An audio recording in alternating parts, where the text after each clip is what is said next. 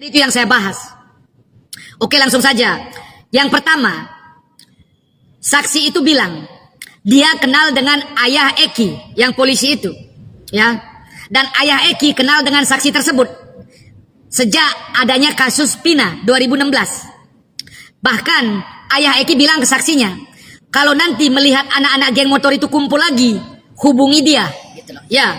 Dan akhirnya saksi itu melihat geng motor itu kumpul, dihubungilah ayahnya Eki.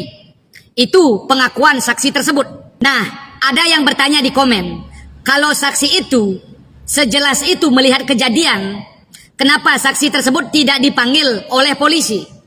Kemudian ada yang komen bahwa saksi tersebut sudah dipanggil oleh polisi. Terus ada yang bertanya lagi, apakah saksi tersebut muncul di sidang?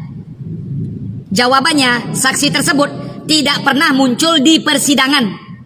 Tidak pernah muncul di persidangan, ya. Nah, pertanyaan saya sekarang, pada tahun 2024 ini, saksi itu disebut saksi kunci.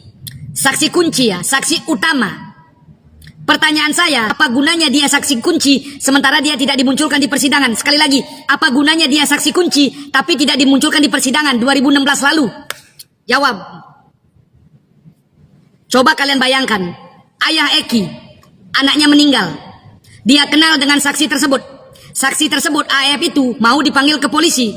Kenapa ayah Eki tidak juga menekan saksi tersebut tampil di persidangan kematian putranya Eki? Jawab. Kenapa saksi kunci tidak dimunculkan di persidangan padahal sebelumnya dipanggil dia selalu datang? Ayo jawab, ayah Eki jawab. Ya, itu satu. Dan yang kedua, waktu itu polisi, waktu kejadian malamnya atau besoknya, polisi sudah datang ke rumah Peggy yang ditangkap kemarin 2016, sudah datang. Terus ibunya Peggy bilang Peggy lagi di Bandung kerja. Ya, Peggy lagi di Bandung kerja. Kemudian polisi tidak melanjutkan mencari Peggy, cuma menyita 2 motor dari rumah Peggy tersebut. Nah, padahal secara logika mudah jika polisi ingin menangkap Peggy. Yang pertama, polisi waktu itu tinggal tanyain kepada ibu Peggy, kalau benar Peggy kerja di Bandung, dia kerja di mana, alamatnya di mana. Akhirnya kalau alamat dikasih tahu oleh ibu Peggy, polisi Cirebon tinggal ke Bandung, tangkap, selesai urusan. Atau polisi Cirebon tinggal menelpon polisi Bandung, nanti polisi Bandung yang mencari ke alamat itu dan menangkap Peggy. Selesai urusan, dapat. Namun, kenapa tidak dilakukan? Dan mirisnya, tahun 2024 ini, si Peggy ketika ditangkap disebut sebagai otak pelaku. Sebagai otak pelaku. Berarti 2016 lalu, kenapa otak pelaku dibebaskan? Kenapa otak pelaku dibebaskan? Kenapa otak pelaku dibebaskan? Jawab. Masuk logika. Dan yang ketiga, saksi ini, AF ini, hafal betul wajah Peggy, motor Peggy, bahkan wajah Peggy dulu dan 8 tahun sekarang, dia langsung bilang, iya, itu dia, gitu loh. Motornya apa? Smash pink. Jadi daya ingat saksi ini luar biasa.